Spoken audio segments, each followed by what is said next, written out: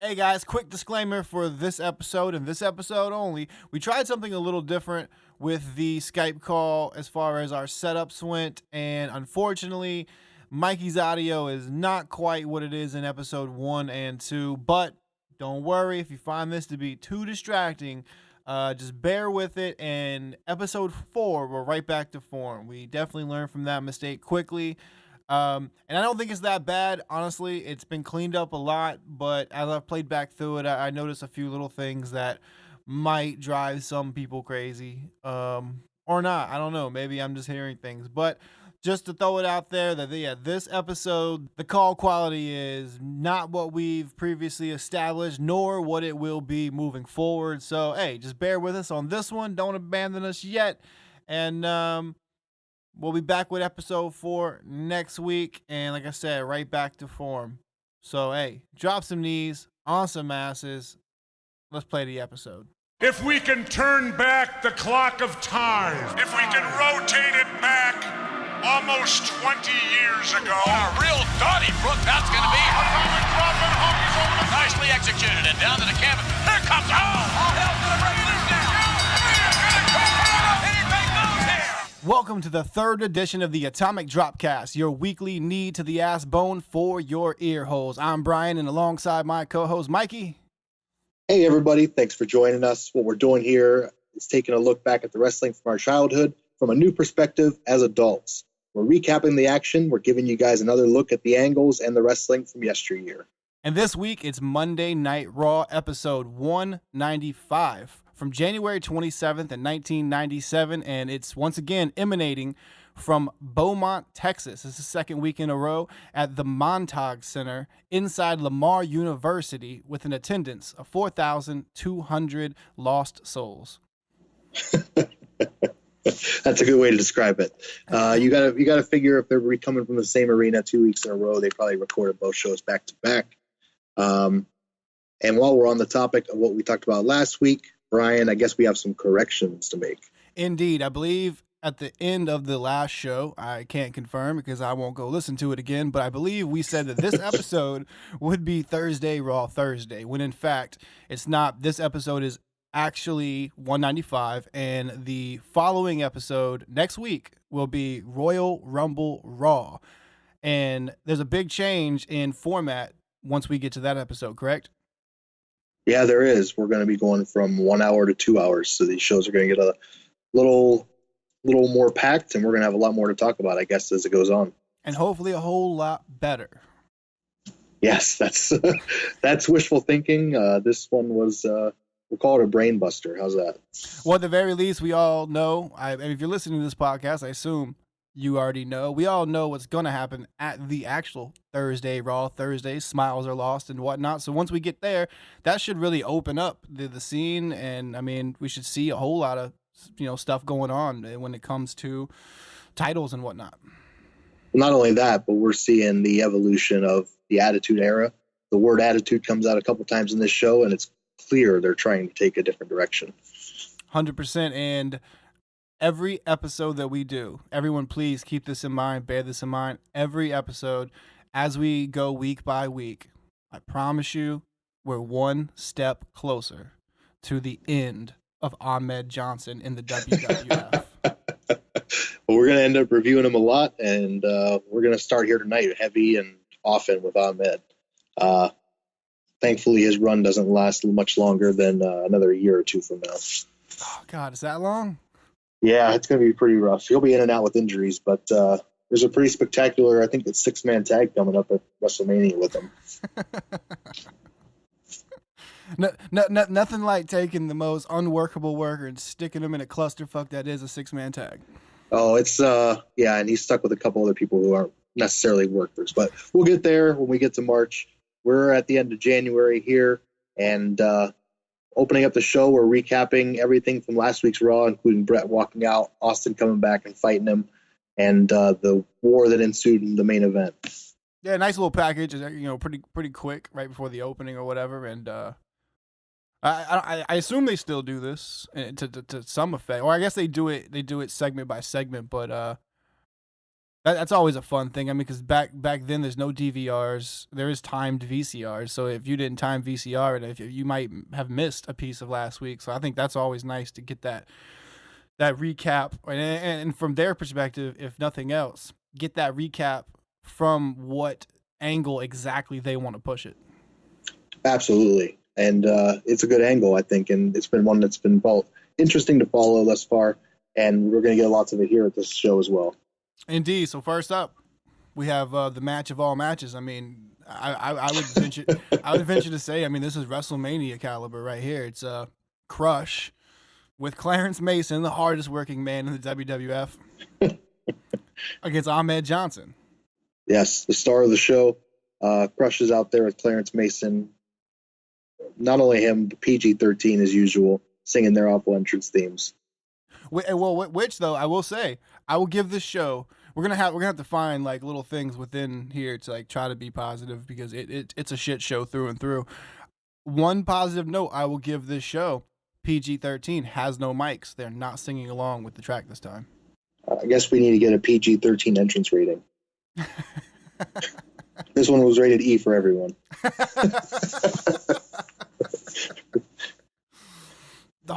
This match, I mean, it's terrible, but the whole time I just found myself wondering, when they repackaged Crush from that bright orange nonsense a few years prior to this biker gimmick, or at least what will turn into a biker gimmick, why not just change his fucking name? That's a great question. I think the gimmick change was from the Hawaiian guy, wasn't it? Hawaiian Crush. Like Hawaiian surfery kind of. He wore like super 90s colors and prints or whatever. Yeah, but they, even before them, when he was Demolition Crush, they didn't change it going into the next gimmick. So apparently it was something he was going to ride with all the way until he went to WCW. There's money in this Crush name, I'm telling you. It's got to work. It'll pay off. We're just going to stick with it. Well, even before this match kicked off, we saw, which I thought was pretty cool, was a clip from a house show. I mean, the house show came from Madison Square Garden, so yeah, it's a big deal. Obviously, they're going to record it. But we saw Savio Vega turn on Ahmed in a tag team match. That's a live event, pal. Oh, a live event. My fault. What do you think of the Savio turn? I found it very interesting and very strange, mostly in that they're showing footage from a house show, live event, whatever. I don't remember that happening a lot, and I guess if it did, I wouldn't have even noticed the difference, but that's definitely something you don't see now. Yeah, and I enjoyed it a lot.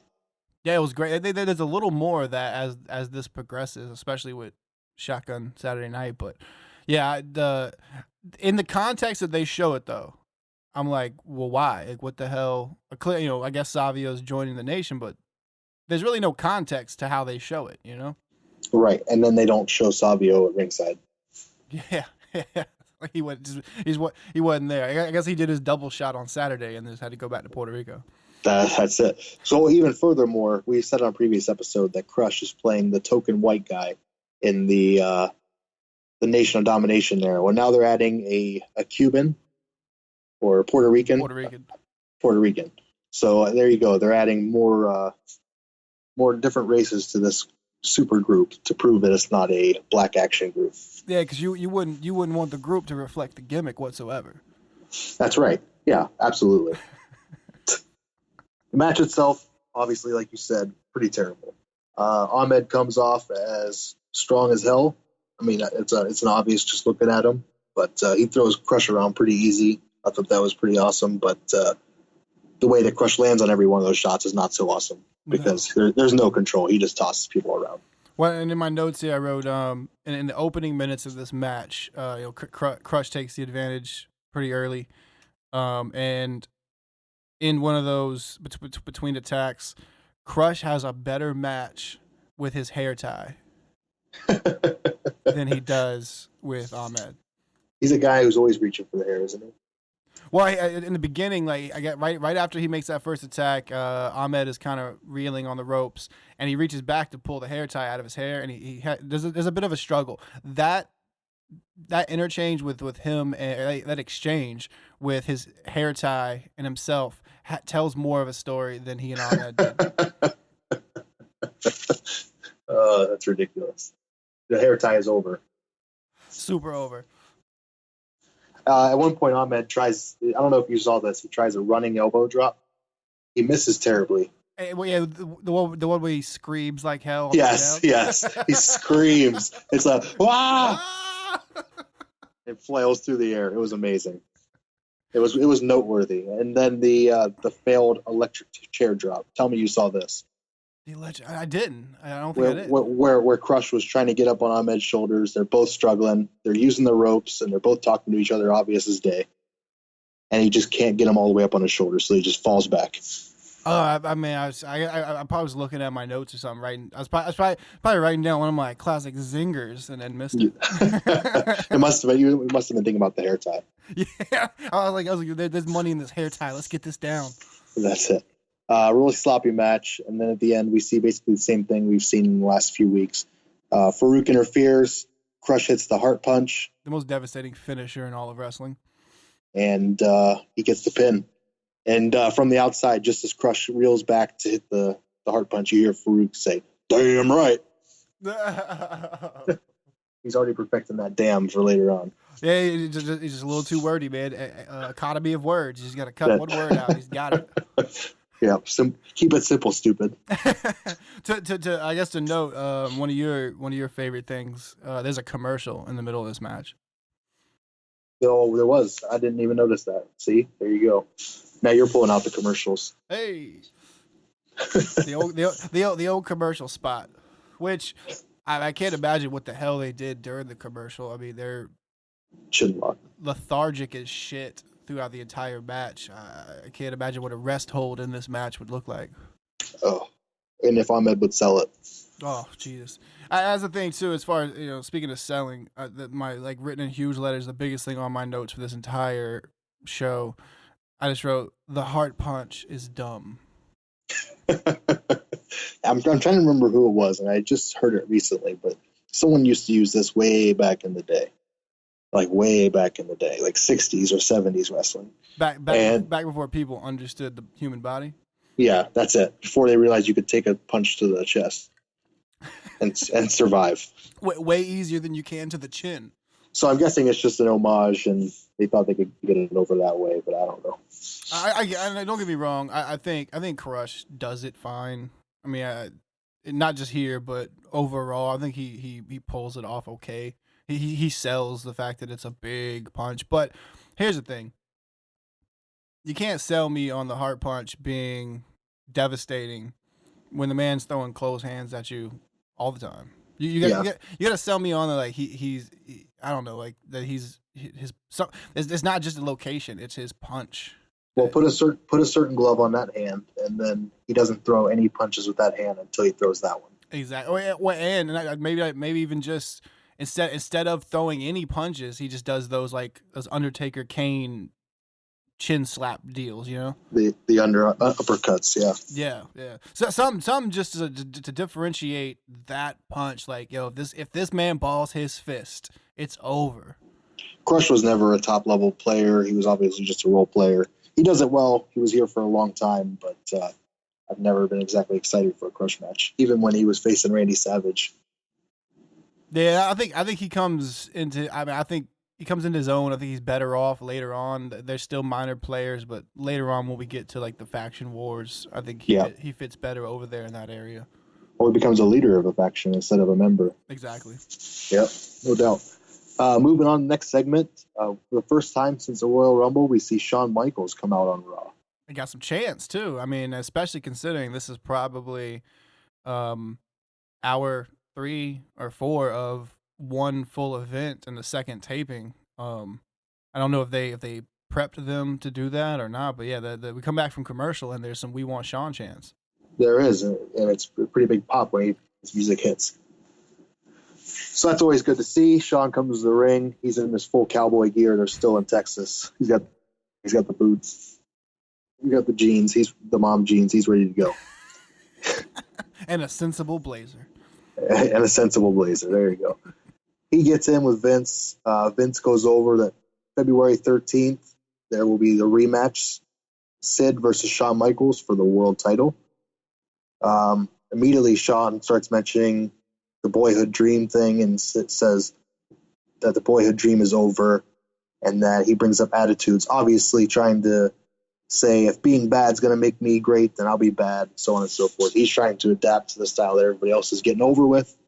I think he's looking over his shoulder and seeing people like Austin coming up and acting crazy, and he thinks, you know what, if that's what I got to do, then this is the promo I'm going to cut. He thinks to himself, maybe I should just act out here the way I act backstage. That's it. Be myself. I actually have a specific note though about that, his piece of the promo. I'm gonna give you a little rendition of his promo and how it should have been finished. Being bad is gonna make me great, and being bad is what I'll be. Being bad is where I'm at, and being bad is what this promo is. That would have been a good ending. I agree. Hey man, like, don't get me wrong, I'm a super Shawn Michaels mark, but Jesus, man, the most rambly nonsense. I mean, he got the points across, but I'm big on being repetitive, and the bad thing is not the beginning of the repetitiveness. He says the word worst fucking 7 times. Yeah, I was not a fan of this promo. But jumping back real quick, when he first gets in the ring to the hard camera, because this is the kind of shit I loved as a kid, is he throws up the little click Wolfpack deal. Oh, I missed it. Yeah, I didn't see that. Yeah, it's pretty quick. I went because I got this burned into my memory. One of those some WCW Nitro entrance where Nash, on the way down, right as he turns the corner of the guardrails to where it wraps around the ring, he leans into the camera and throws it up. He's like, "Right back at you, HBK." So in hopes, I was like, "Ooh, let me go find this out. This will be a nice little tidbit. Let me see if that matches up with like the next Nitro." It didn't. Nash didn't even appear on that next Nitro. Go figure, yeah. but that just goes to show that must have happened a bunch of times, you know. But that little shit like that, I'm very entertained by. Yeah, no doubt. Shawn mentions having an attitude over and over as they're trying to obviously transition, and then Vince introduces Brett. Brett comes out. He refuses to shake Shawn's hand. Brett kind of screws up right off the rip. Did you catch that? Yeah, he stumbled on his words a little bit. Well, he says, yeah, whatever you got to do to win at WrestleMania, do it, because I want to face you when I win the Final Four. Just throws it right out there. Not realizing that he has to win the Final Four just to go to WrestleMania to face him, and then he would want him to win at WrestleMania. Well, via rumor, the his Royal Rumble win was sandbagged by Vince Russo, so maybe Vince Russo just gave him some tips on that promo. Yeah, who knows? Vince Russo's an idiot, but I do like that angle though. I in this time period, I really despise Brett then and now, and but I do like the angle that he's coming at it with, in that, to go as far as say I might even have your back. Like, just like, I don't care what it's gonna take. You need to keep that title. I want it, but damn it, I want it from you. No doubt. That's the overlaying theme that I got, is Brett wants Shawn. And, only for Vince to step in and undercut the shit out of it. Oh, Brett, I think you're overlooking the softball playing. The February 13th match with Psycho Sid. And then introduces the Undertaker. Undertaker comes out. He tries, I don't know, he tries to cut a great promo, but with him trying to fit in all his gimmick stuff, yeah, it didn't work for me. There's some good bones in there, but yeah, it gets too wordy. I'm not a fan of the Undertaker really talking that much, personally. Same. Yeah, I like the actions. He respects Brett, but he's tired of hearing about Brett being screwed over and over. It's time to bring the title, over to the dark side. Give your soul to the Lord, because your belt and your body belong to me. There's some, like you said, there's some good stuff in there, but that's also kind of over the top. Yeah, one of my notes is just clunky dialogue. Yeah, there you go. And then I don't know if I mentioned the other episodes, but I meant to if I didn't, and maybe this is repetitive. Whatever. That tear, the painted on teardrop tattoo. Yeah. It's the fucking worst. Oh, it's bad. It moves. It moves every week. Every week. Like, what the fuck? Like, A, it's too big. B, it's in the wrong place. C, why? It's clearly not a tattoo. It's for a dude who has, at this point, not a lot, but a good amount of tattoos, and who will have a bunch later. Why?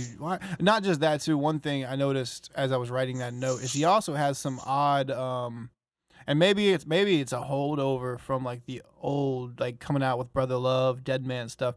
He's got some like on two lines above each brow that I don't know if they're supposed to make his brow more pronounced. I don't know what the fuck they're for, but it super comes across as makeup. Yeah, I didn't notice that, but you're right. It's clear he's wearing makeup, but I think that's part of the gimmick. And Vince cuts in here again. By the way, Undertaker, you're overlooking Sid on February 13th. my note says Vince is a hard on for Sid. It is, and clearly Shawn Michaels is going to walk out of this match champion because everybody's looking right past it. Anyway, and then The highlight. he introduces Stone Cold Steve Austin. Austin, is that music as great then as it still is now? Like, it's crazy. Like that music is fucking perfect. Oh, it's awesome. It's amazing. Some mornings, as nerdy as it is, I catch myself listening to wrestling tunes on the way into work, and Austin's always on the Rolodex. Like, whoever put that together, man. Like, I mean, nowadays you have superstars updating their themes.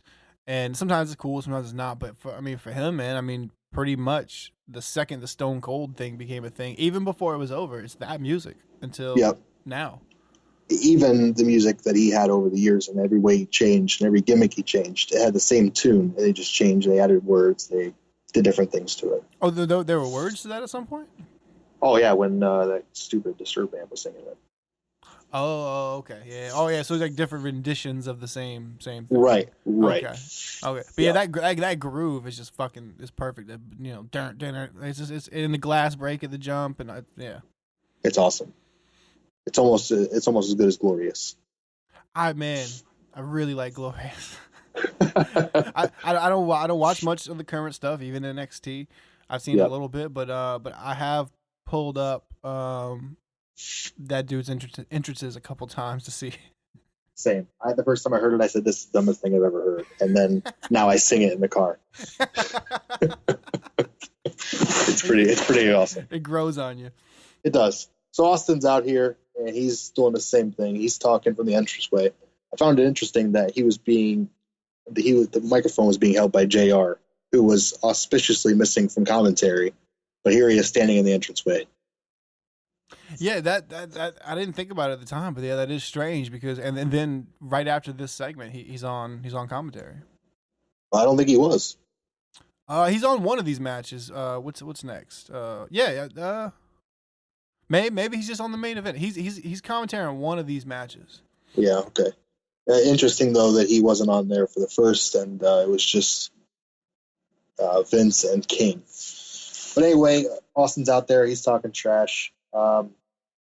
Doing his thing. Vince is dreaming about Sid in the ring. And I'm waiting for him to introduce Vader next, but then you just see Vader just standing in the background. At this point, a full shot before it's ever. He was supposed to, yeah. Yeah, you see him behind Austin, and then they cut back to the ring, and when they cut back again, that's when finally King said he's or something. He acknowledges something's amiss. Yeah, and there's Vader in the background. And at this point, the segment's already run about 20 minutes. Or it feels like 20 minutes. And Vader has nothing to say. Austin just walks back past him, and they just jaw jack each other. Well, and so right before that, though, he does the I liked the majority of this segment, but I thought it was going to break out. And Austin's got some great. I think Austin has the best lines of anyone in this trade back and forth, and the whole. He calls Vince "Little Boy Blue," and he looks back and sees Vader, and you know what? Matter of fact, I'll whoop your asses right now. So I'm like, oh, this is great. But then he doubles back, and I guess he's still working the heel thing. Yeah, not still trying. Yeah, yeah, not giving the crowd what they want. But what really undercut, like that'd have been fine. Don't put Vader there, because then him just walking past Vader, that Doesn't make sense. Yeah, it makes both of them kind of look bitch ass. You know what I mean? Yeah, no, absolutely. I didn't like the segment, so I'm surprised that you did. I liked his portion of the segment the most. I think overall it ran entirely too long. It feels like the bulk of the show. Yeah. Probably because it's the only thing of mention to remember about the fucking show. But Well, except for Ahmed Johnson. well, yeah, because this episode is Raw is Ahmed. That's it. This is before Raw's Words, I think. So it's just Raw. It's just Ahmed. Monday Night Ahmed. That's it. We're moving to the second match of the night. This after we fade out to commercial, after Vader and Austin jaw-jack each other, we come out to British Bulldog entering the ring with Owen Hart in a tracksuit and Clarence Mason back in action. Hardest working man in the WWF. He was, and I'll mention, I think that tracksuit would still work today, 2017. 100%, man, and because in this time period I was pretty broke. I had that exact same tracksuit, but it wasn't Nike. It was like Fila. It was Starter. Oh no! That back then I wished it was Starter. That'd have been on fashion. There you go. British Bulldog gets in the ring, and then they introduce someone without an entrance, Doug Furnace, the acclaimed Doug Furnace with Philip LaFon. It's a pretty sweet sweatpants. And even before this British Bulldog music is over, they're already saying, "Guys, we're hearing about something going on backstage." You remember what that was, Brian? Monday Night Ahmed. Ahmed's running wild with the 2x4. Doing his best Jim Duggan impression backstage. Again, man, I got to correct you again for like the second episode. It's not a 2x4. It's an equalizer. An equalizer. Vince is very strict on that. It's an equalizer. Another Vinceism. Equalizer. He calls it the same in that they show that quick clip of Shotgun Saturday Night. It's Sid. It's something to do with the nation and all that, and Sid, and he's swinging a chair. Sid with that equalizer. He's always got it. Someone's always got an equalizer. Like, how is that an equalizer? Sid's 7 fucking foot, and there's like three of those dudes. It's not an equalizer. When you're going against numbers, you always need an equalizer. You need an equalizer to send them to the medical center. That's right. Not a hospital, a medical center. I stumbled across that list too. I guess the one that leaked. I don't know when, but flipping through the interwebs, I stumbled across that scanned in list of things. I think it's newer than this time period, but things that he doesn't want commentators to say, and it's amazing.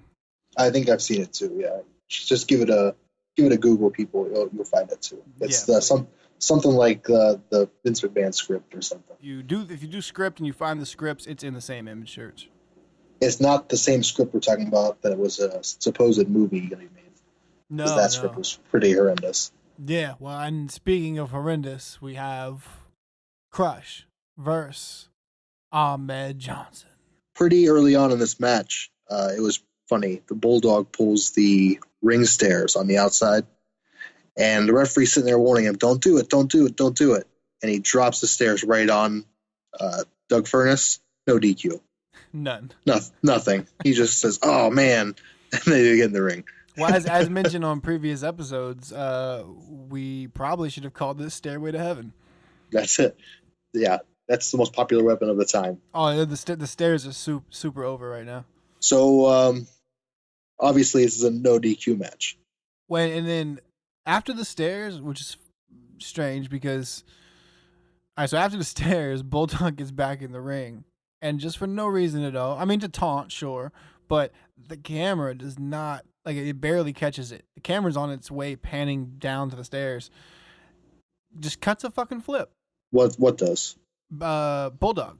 Like he does like a headstandy kind of flip. Like he goes up on both hands, almost puts his head straight to the mat and flips over. But you barely see it because he's starting to do it as the camera's panning down. The camera ends on a shot of the stairs, and then they cut back to whatever.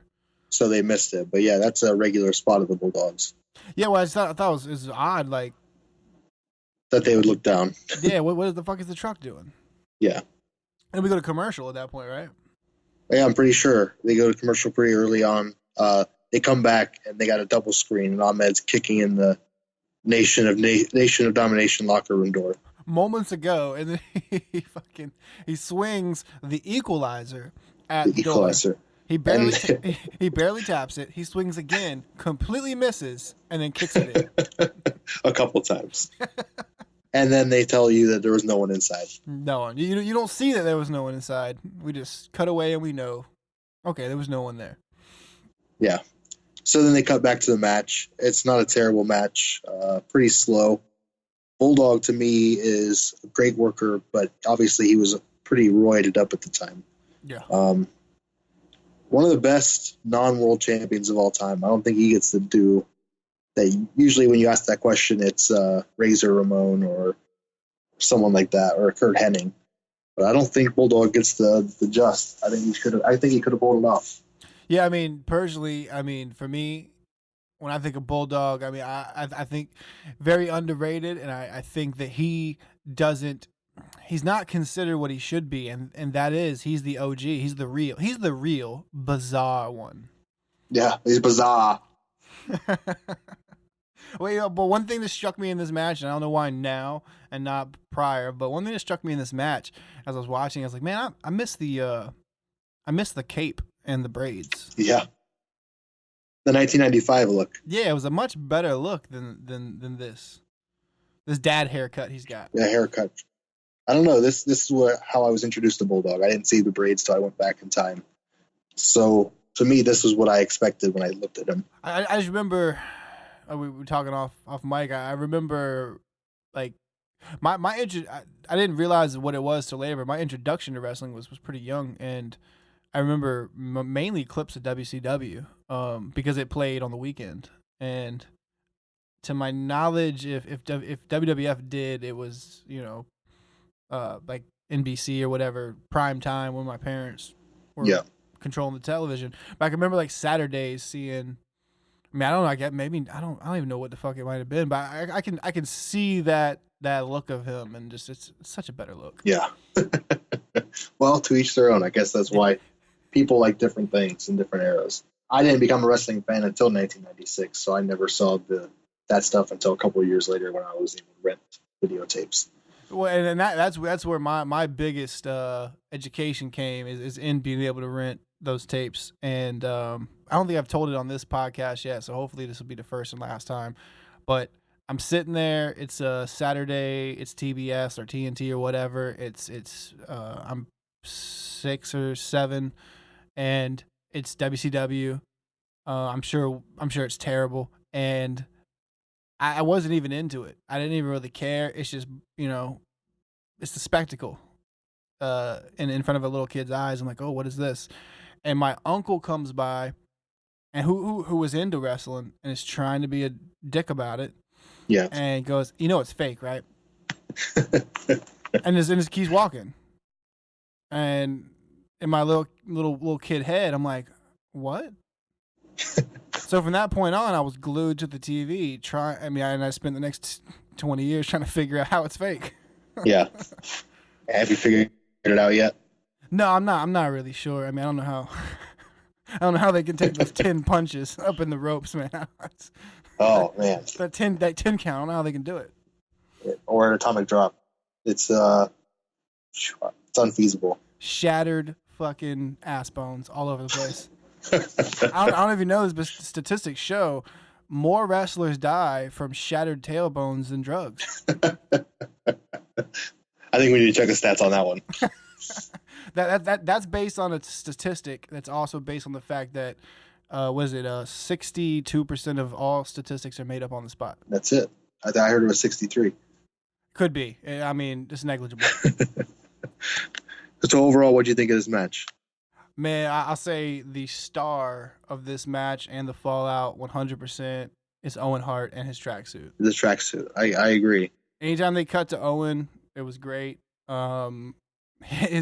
whole Slammy award winning thing is stupid, but it's perfect. He plays it really well. that was the only enjoyment I got out of it. The only spot in this match, he said it was a good match, but kind of slow. That bump prior to the stairs that where is it? Yeah, Furnace takes out to the outside. He kind of goes over. He lands okay, but like as he goes over, it looks like it's about to be really nasty. Yeah, overall it was all right. I mean, it fucking felt like filler for sure. Yeah, it probably was.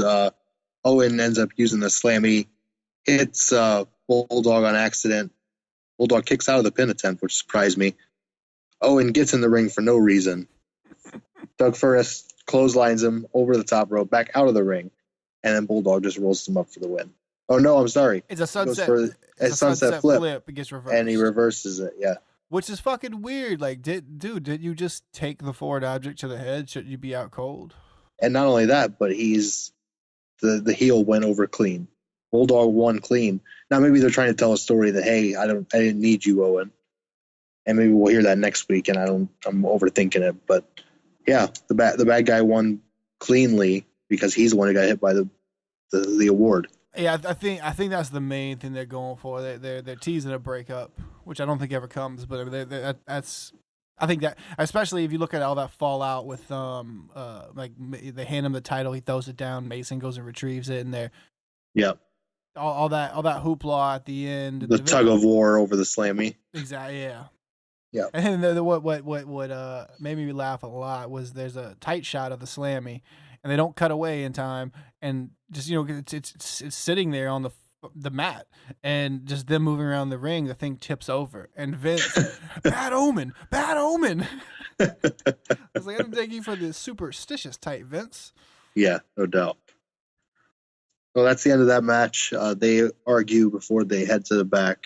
Then we cut to, guess what? AHMED is Raw. AHMED Johnson. Back to they show clips again of Shotgun Saturday Night. They show the Savio turn again. They make you think that Savio didn't join the Nation, and then they reveal he did on Shotgun Saturday Night. Well, the main reason why they show that you think that he does it is because we get the sweetest promo with Todd Pettingale over or under the boom tick boom of some super great 90s techno. There's nothing better than super great 90s techno. Well, and the thing I found the funniest about this, and I checked last go around and looked again, I was interested to see the Shotgun Saturday Nights. They're not on the network. No, they're not. I looked for them at 1.2 and realized the same thing. They have main event. They have superstars. They have a lot of odds and ends, but they don't have that. Now, while we're on the little sidetrack of Shotgun Saturday Night, I don't think it's just the camera angle. Kind of overhead jib shot for those smaller clubs or whatever, but those rings, the Shotgun Saturday Night ring is a lot smaller than normal WWF ring. Must have been for the venue, but that's surprising. I didn't even notice that. Yeah, and again, it could be maybe they're shooting, maybe it's because a lot of those shots are jib overhead crane shots, and maybe it's just the lens. But yeah, those rings, like as soon as they cut to the shot, I instantly thought of like any indie promotion I've watched a YouTube video of. It seems like a much smaller ring, even smaller than WCW.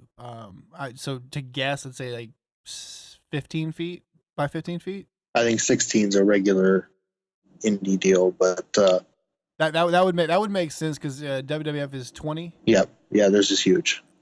And WCW's 18. Just like 18, yeah. So 16 would probably be right. I mean, it looks a lot squarer because of the shortened links or whatever. Right. But again, maybe that's the camera angles because at this point, I don't think we're really used to seeing any kind of overhead, not completely overhead, but like angled crane shots in WWF programming. Yeah, it's pretty new, I think, at that deal. And they're trying a lot of things. They were trying to make it look grungier and dirtier. Which, as soon as I saw that, I think they mentioned it even in the last episode of Raw.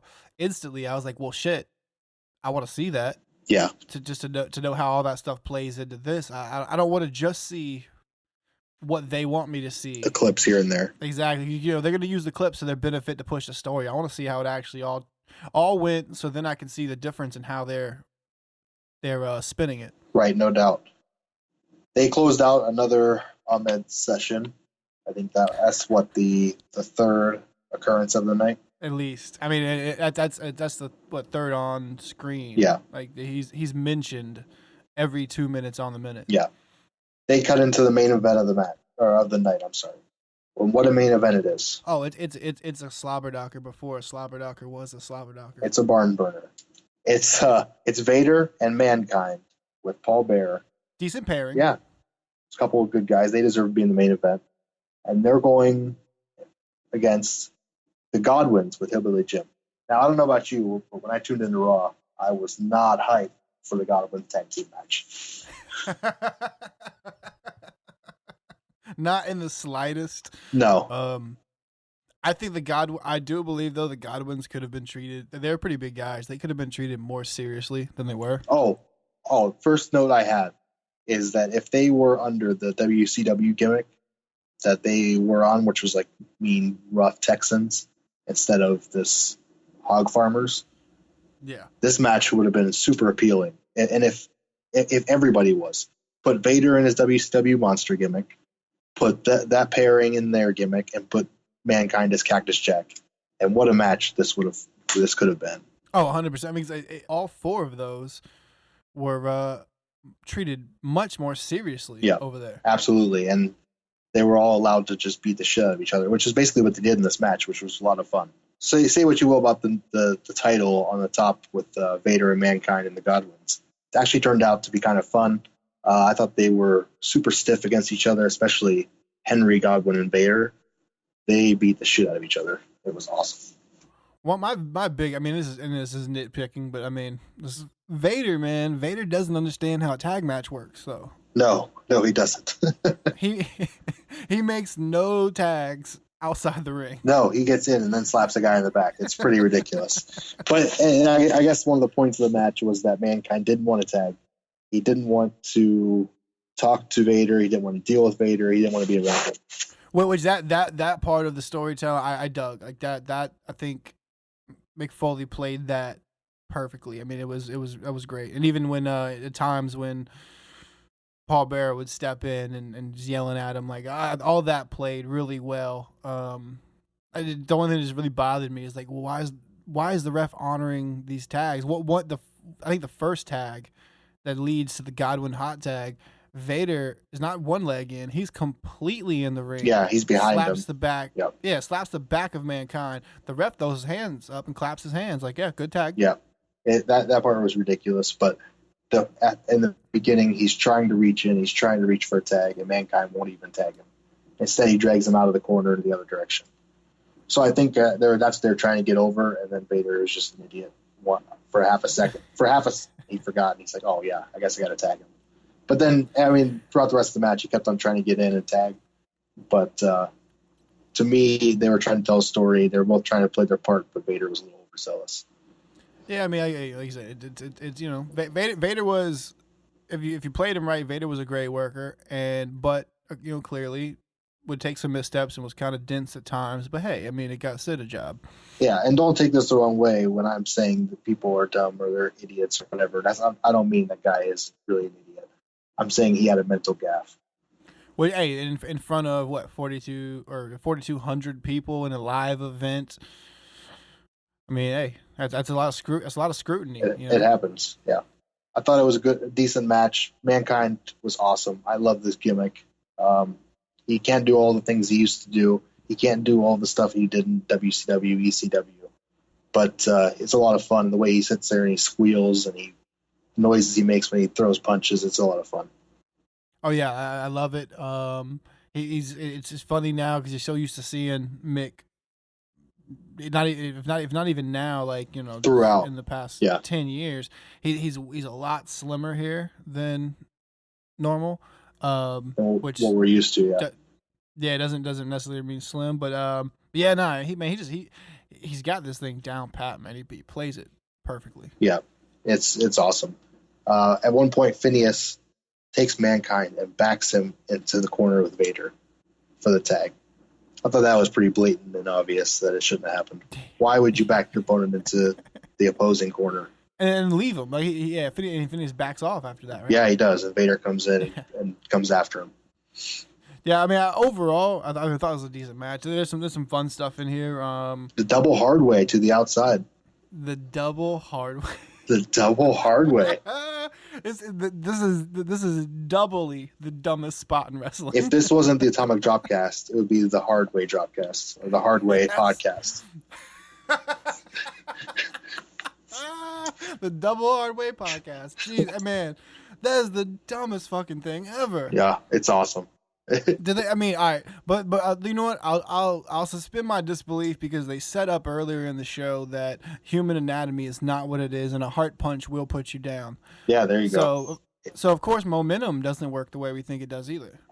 Did you see the fall that he took though? He took a pretty nasty fall on his leg.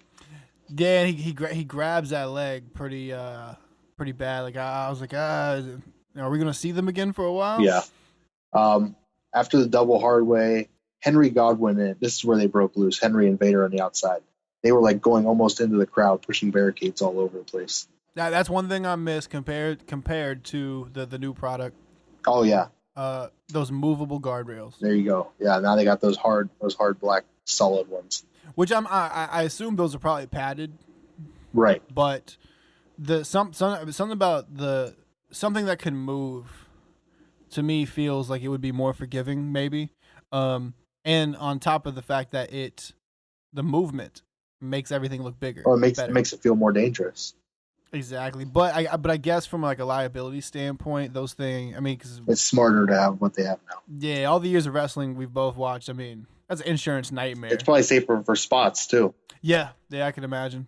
To end the match, Mankind hits Vader with a chair on accident when Henry Godwinn moves out of the way. And then the slowest accident known to man. Well, I think they were trying to get over it. It wasn't an accident. Mankind just swung, missed, and happy accident because he's smiling as the match ends. I think to me that I like it, but I think they played a little bit too on the nose because Godwinn is completely out of the way. Yeah. Before the chair ever swings, the only thing that saves it is that creepy smile. You know, coming from under that creepy ass mask, and Paul Bearer yelling at him all the way up the ramp. What are you doing? Yes, that's the finish, right? That's the DQ. They ring the bell instantly right after that. They do, and normally that would be a pretty cool ending to a show, but that's not how this one's going to end. Well, before we get into this, there's not much that can be said for that ending other than what it is. But before we get there, I want to mention. In this match, so during the entrances, to my knowledge, I don't remember this much, so I don't think we'll see a whole lot of this, but they make a pretty big deal out of cutting to some clips of some event. Brett is doing something, talking to somebody, you don't hear it. You don't hear anybody saying anything. But the crux of this is they've signed Tiger Ali. Tiger Ali Singh. Yeah. Yes, the son of Tiger Jeet Singh. Yeah, and they show his pops, and they show Tiger Ali up there on the podium, and that's it. They say he's been signed, so I'm assuming we're gonna see a very lackluster debut at some point soon. Yeah, they make you feel like it's a big deal. And then just to harken back to previous episodes of ours and theirs, to me this is really fun because before it was all Jim Ross, 100%. But remember the Robin Hood jabs? No, what's that? All right, so remember on the previous episode of Raw, Jim Ross would find these moments to put these little jabs in about their main event. Oh, yes. You're gonna see this main event, and you don't gotta sit through Robin Hood, and then he'd hype LaFemme Nikita and be like, and you don't gotta see no one in tights or whatever the fuck he'd say. Yeah. Right. They do that shit again. They're hyping. It's the only reference on the show. They're hyping LaFemme Nikita because that follows Raw. This time though, it's Vince. Vince takes the dig at I believe it's called The New Adventures of Robin Hood. That was the show that preceded Nitro. And man, I really wish I wrote down what he says. I can't remember. He says same type shit Ross did. The episode prior, but this, to me it felt a little special because like, oh shit, it's Vince taking these fucking digs, you know? Yeah, he's going straight to it. And Vince always, this era to me at least, Vince always seemed like the type that we won't acknowledge the competition because they're not competition. Well, and to that, they were actually winning at the time. Oh, already in this era. Yeah. Well, yeah. Yes. Fuck, NWO's in full swing. Yes, sir. Yeah, so they are competition right now. Nice. The other little quick note I had was because if you listen to enough of these shoot interviews and podcasts about wrestling or whatever, I think everyone would probably know about the whole Vader time, the fact that Vader's mask and gloves and gear traditionally stunk to high hell. Yeah. And King makes a reference. I can't remember. I just wrote Vader tights / slop bucket. Oh no, yeah. I remember the line. He said that Vader washed his mask in the slop bucket and his tights in the slop bucket, and then Mankind came over and washed his hair in it. Which I mean, either way is funny just because it's a Godwinns, a slop bucket, whatever. But know what we all know now about Vader. Yeah. And I mean, I'm sure. I believe I've heard too about just any of those fucking masks just stinking. Oh yeah. Hell. Even Mankind, or I'm sorry, Mick Foley, would say in interviews and stuff that thing would start to stink. Leather mask. Yeah, I mean, what can you really do with leather? Yeah, no doubt. So to end the show, Ahmed Johnson, one more time, 4th time tonight. Fuck my life. We see PG-13 and some other nation guys, generic guys, getting into a limo, getting ready to leave for the night. They're throwing their bags in the trunk. Here comes Ahmed with a 2x4, swings, misses, hits the car once, and then tosses the member of PG-13 into the trunk, slams the door shut. And I was pretty nervous that he was going to break this guy's leg or something. And the limo speeds off with Ahmed chasing it down in his wrestling tights with a 2x4 down the street, which is pretty awesome visual. Well, you're being pretty generous with limo. I believe that was just a 4-door Cadillac. Oh, was it? Okay. I think, but it was white. It was white. So from that back end shot, I can see how you think that. What's funny is when he approaches, it's all you see is PG-13.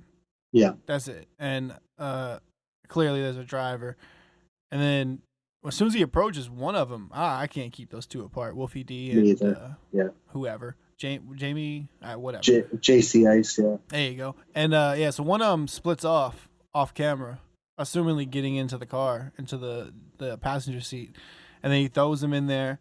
Conveniently shuts the latch for him. Which I agree. I was like, oh man, he's gonna crush this dude's leg.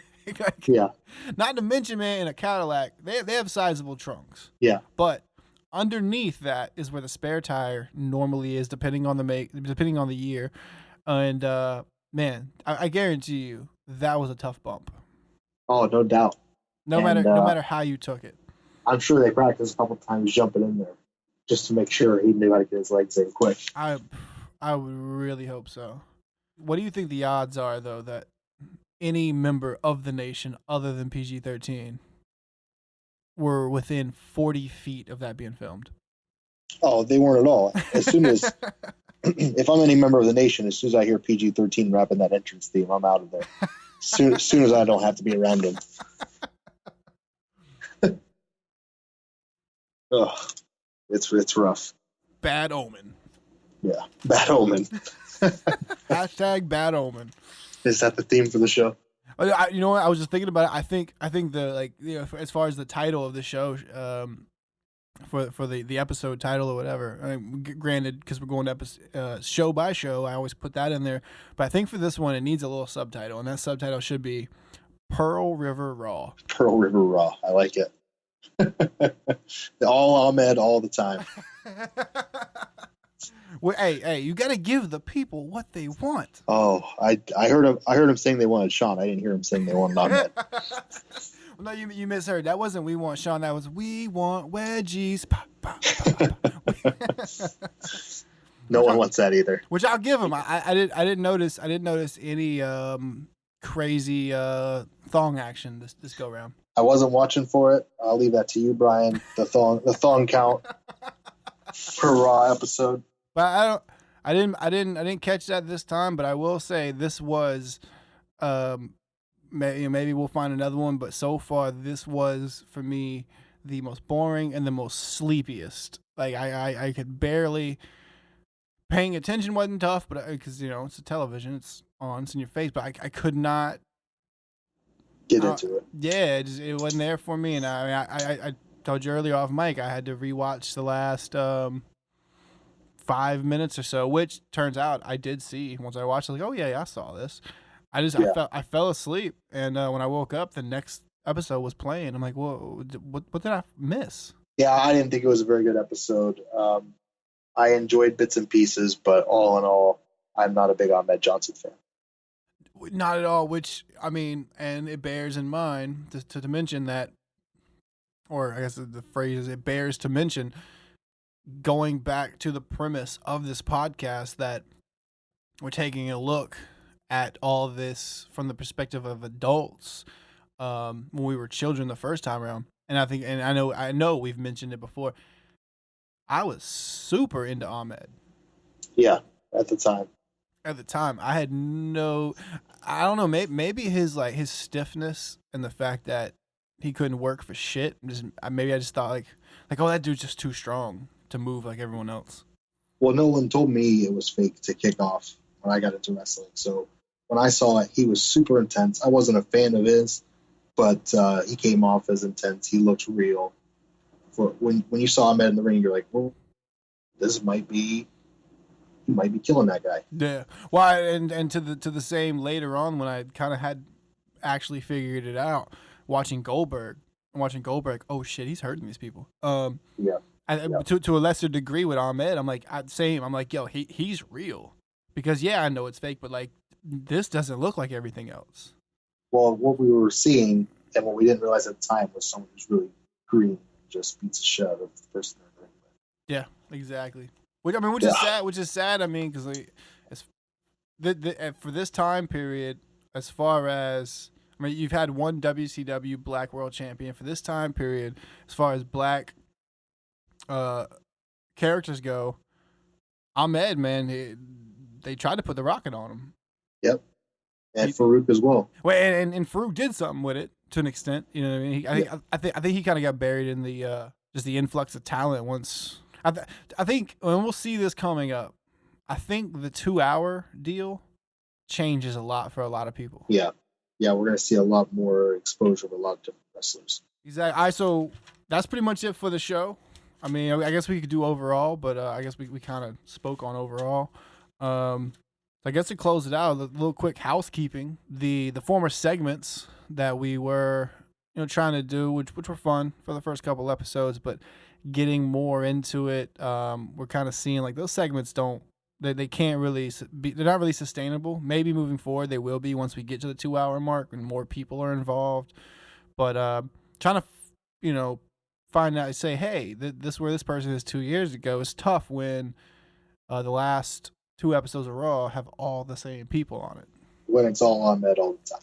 All Ahmed all the time. Which, I mean, hey, again. And it's not even that. It's, we're two guys. We're two fans. We're trying to take a look back. We're not trying to be experts. We're not trying to act like experts. And we're not trying to pretend it. So why would we go through the extra work of researching and trying to present something that we know to be the one way or another?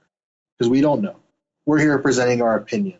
Exactly. This whole podcast is completely editorial. If you have any beef with anything either of us have to say, honestly, kick rocks. It's just our opinion. So yeah, so we're gonna cut the segments for now, and then we'll come back to them. Maybe we won't. We'll see what happens down the line. Yeah, and then potentially, I mean, as we go, we'll just let things grow organically. Maybe a completely different type of segment will crop up just out of repetition. Where if we see something trending that we're talking about, then maybe like, hey, that might work. We'll kind of see. Like, again, like you said, we're not broadcast professionals. We have no background in radio or any sort, and we've never been in the business, never worked a day. So it's just we're just fans. It's our opinion.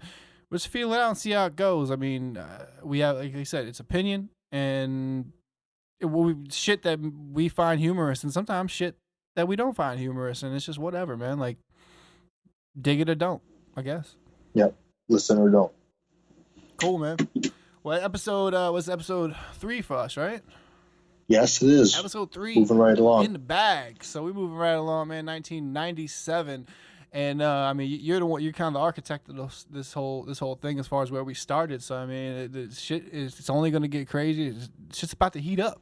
Oh, I'm excited. We're moving out of January, and next episode we're kicking off February. 2 hours, or I guess without commercials, 1 hour and 32 minutes for the next episode, which is Royal Rumble Raw. I think their first episode is going to be 2 hours, and I think they said they're going to show the Royal Rumble match again. I was confused on that, the way it was presented. It says including the match. So is it the match from Royal Rumble, or are they having a separate Royal Rumble, like a new Royal Rumble but on TV? I don't know. Tune in next show and find out, and we'll find out too. We'll learn together. It's 1997. It's there's no spoilers here. It's 1997, motherfuckers. That's it. Guys, thanks for joining us. I hope you enjoyed the show. For Brian, I'm Mikey. We'll catch you next time on the Atomic Dropcast. Drop some knees on some asses.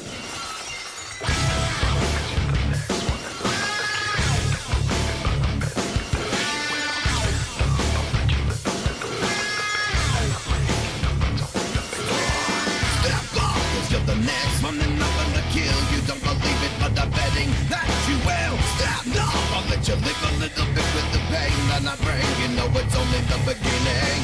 Stop, cause you're the next one and I'm gonna kill you. Don't believe it, but I'm betting that